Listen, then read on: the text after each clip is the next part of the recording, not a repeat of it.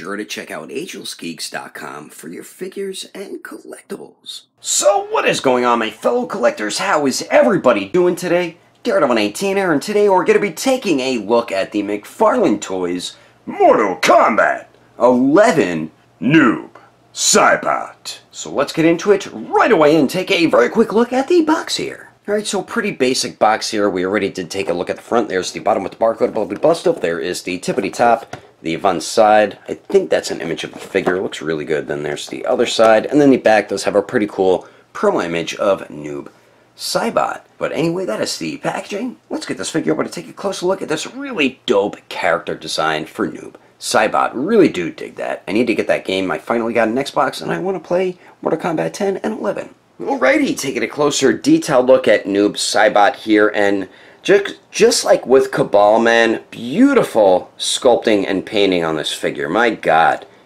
Excellent job, McFarlane. I love their sculpt and paint detail. That is something they, most of the time, do not let you down with. The head sculpt looks great. We do get his, like, little hooded piece, which isn't perfectly centered, as you can see right there, so that might irritate some people. It is a very soft, rubbery type plastic, as you can see there, but I do love the sculpted texture to it. That looks really nice. And then the face sculpt looks great too. I love the mask, the black and gold. I love the all-white eyes. That looks great. The armor and his clothing look really cool, man. Like these shoulder pads. These aren't too sharp because they're softer, rubbery type plastic.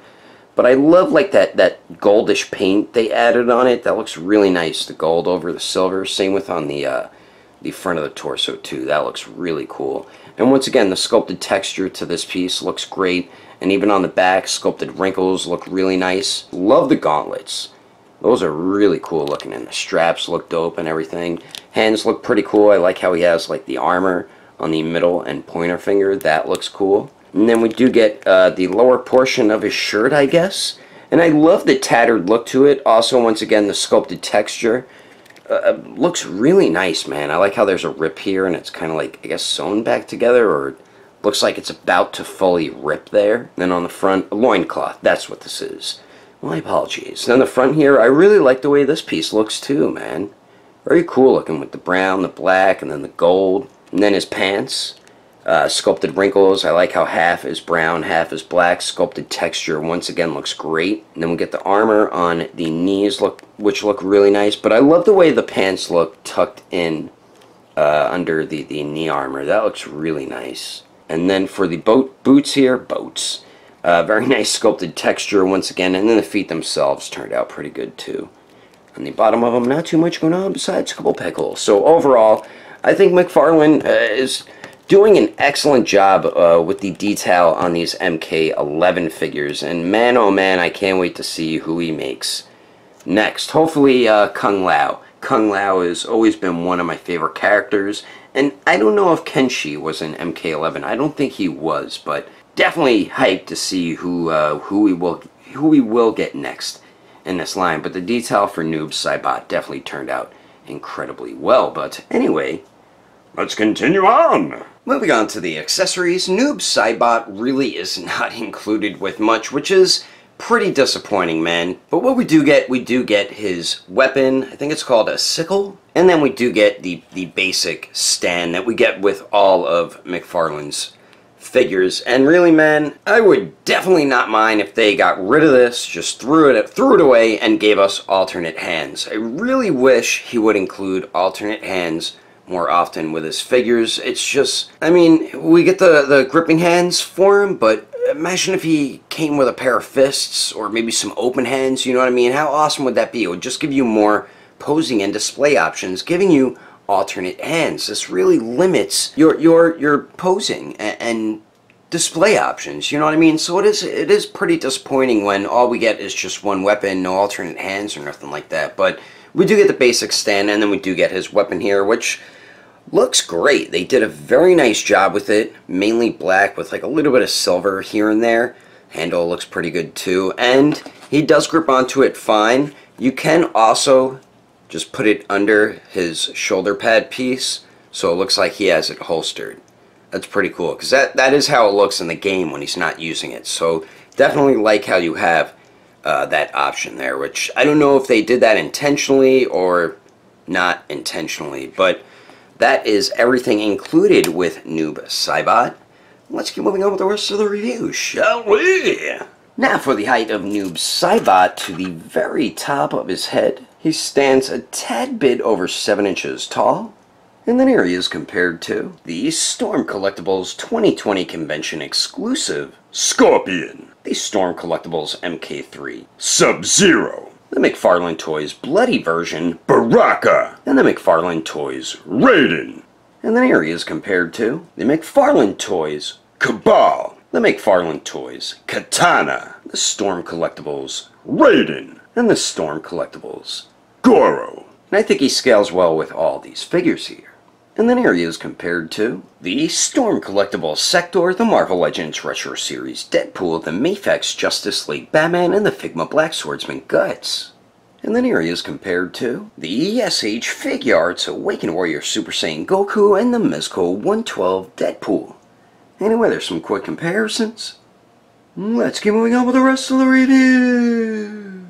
So now for Mr. Saibot's articulation, we do get the one joint at the neck here. And Noob Saibot looks up pretty good with that joint. Looks down pretty good as well. Excellent pivot there, man. Really nice neck joints on these figures. Then you do get swivel there as well. Then we do get a waist and a lower torso joint. And combining both the joints goes forward pretty good. Goes back a bit better. That is beautiful pivot. Look at that freaking pivot, man. Excellent pivot on Noob Saibot and Cabal. And then you do get swivel at both the joints as well. Now for the arms here, you do get a little bit of a circular motion out of the shoulder. Then the arms do go out to the sides a bit more than 90 degrees. Do go up and down, true bicep swivel there. Double jointed elbows that bend in all the way, so that is definitely awesome. Then we do have the ball hinge on the wrist, so that does swivel. And where is the hinge at? There it is, and hinges back and forth. Now for the legs here, Noob Saibot definitely kicks a lot further than 90 degrees. Love how high up the leg goes there. Then goes back a tiny bit. This part of the loincloth does get in the way, as you can see there. And Noob Saibot can definitely Jean-Claude Van Damme it, so really nice leg movement with this dude here. Then we do get a little bit of a hip swivel, double jointed knees that do bend back all the way, and then we do get the swivel just like with Cabal at the lower thigh, so definitely appreciate that point of articulation. Then the ankles here do swivel, hinge up really well, hinge down much better. And then you get a 90-degree bend ankle pivot, man. The articulation is really nice on these last two Mortal Kombat 11 figures. Then you do get the toe hinge as well. So overall, man, I'm kind of shocked and surprised at how good the articulation is on Noob Saibot here, along with Cabal as well. So McFarlane's definitely stepping it up with the articulation. I'm really liking the movement with these guys. And you're going to be able to get Noob Saibot in some pretty badass ninja-y like poses, and I'm about to show you some of those poses right about now. But anyway, that is my review of the McFarlane Toys MK11 Noob Saibot. Hope you enjoyed it. If I had to rate this figure between a 1 through 10, I think I'd have to give it an even 7. If you would like to know the price and where to buy this figure, I did order mine online, but you can check your local stores. And not sure if Agelessgeeks carries McFarlane Toys in stock, but you can get your other figures and collectibles from Agelessgeeks.com. And when you check out, use code name Daredevil and you will get yourself a bit of a discount. If you can't find something on their website, I do highly recommend going through their Instagram or their Facebook page. I will put more information in the description below. And lastly, I finally have some merch going on teespring.com. I do have the links all throughout my channel, so be sure to check out my merch, and if you find anything interesting, I would greatly appreciate anyone supporting it. And I did lower the prices of them as well, so they're more affordable. But anyway, that is my review. I hope you enjoyed it, and I will catch you on the next video on Daredevil 19. I will see you later.